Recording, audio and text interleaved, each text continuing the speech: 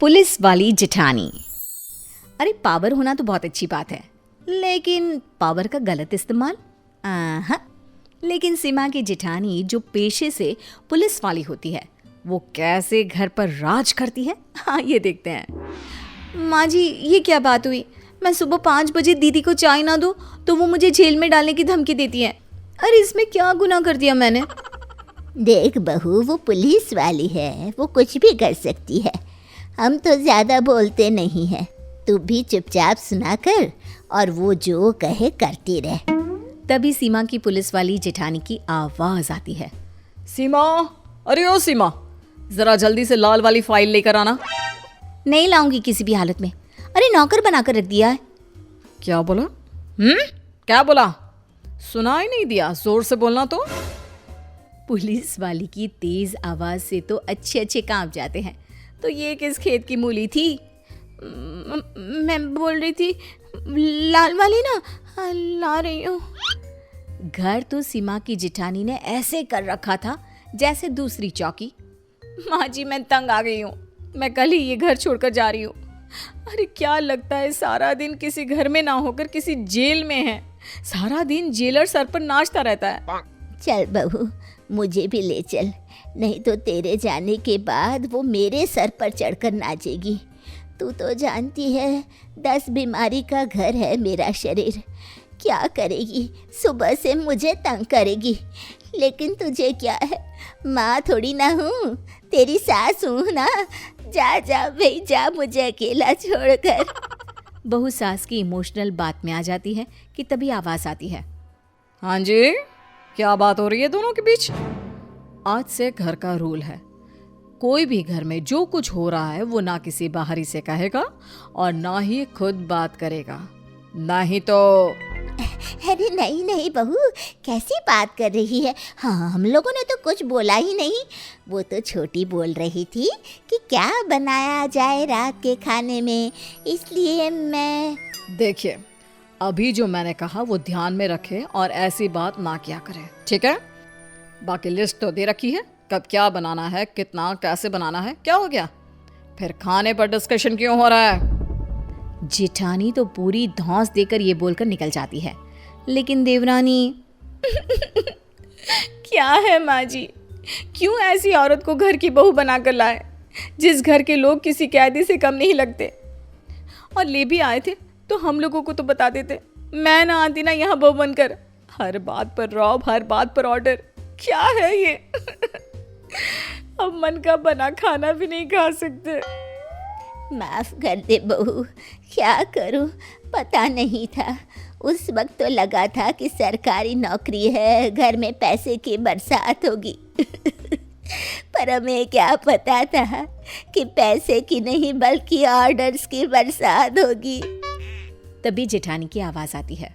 सुनो, वो क्या है ना, कमिश्नर साहब आ रहे हैं, तो घर को सजा दो और कोई चालाकी नहीं, समझे? खाने पीने के अच्छे व्यंजन बनाना, और हाँ, जब तक वो रहे किसी के मुंह से एक आवाज़ नहीं आनी चाहिए।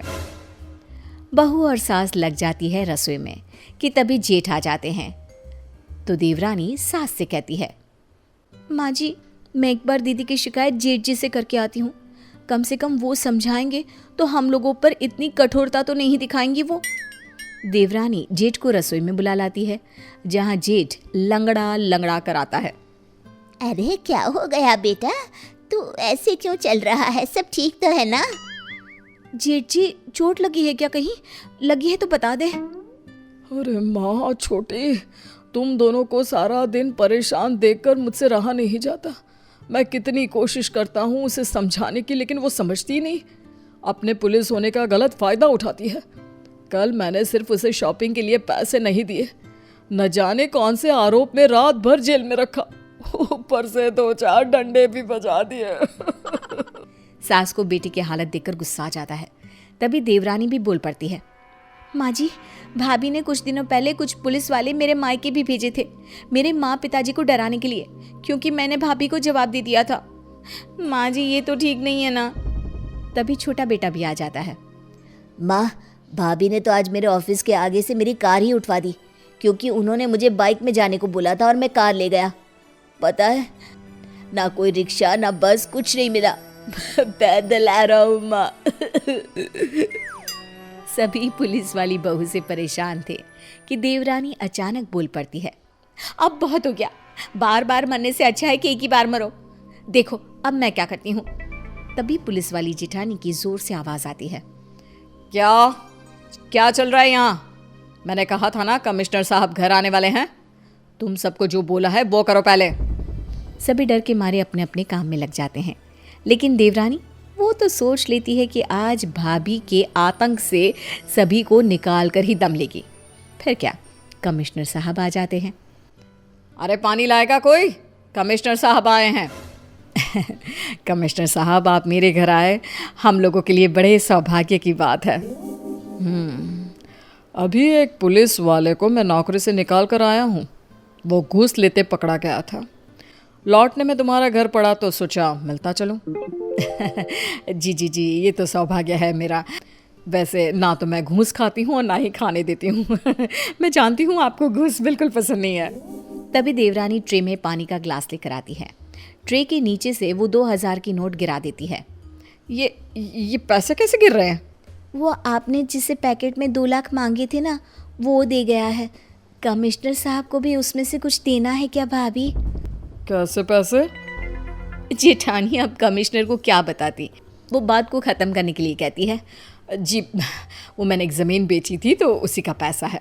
वो क्या कहते हैं, एडवांस पेमेंट। हाँ बहू, वो बोल रहा था किसी ज़मीन में उसे ठेला लगाना है, गरीब आदमी है, तो बोल रहा था तुमने 2 लाख में ठेला लगाने की परमिशन दी है, और शायद ये भी कहा है ना कि कमिश्नर का बच्चा भी कुछ नहीं कर पाएगा। वैसे तुम्हारे कमिश्नर कब आ रहे हैं बेटा? माँ जी वो आ गए हैं। आप ना भाभी को नौकरी से निकाल कर रहेंगी। आपको अच्छा नहीं लग रहा क्या, मोटा पैसा आ रहा है घर में? अरे कैसी बात कर रही हो तुम दोनों? बहू माफ़ करना, मैंने ध्यान ही नहीं दिया। वो क्या है ना, वॉशरूम में तूने जो गड्डी छुपाई है ना, मैं उसके बारे में कुछ भी नहीं बोलूँगी। हाँ।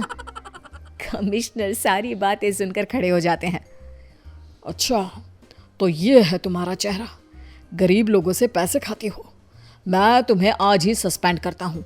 मेरे अगले आदेश तक तुम बहू ही बनकर रहो। नमस्ते। तो ऐसे पुलिस जेठानी को उसी की देवरानी सबक सिखाती है।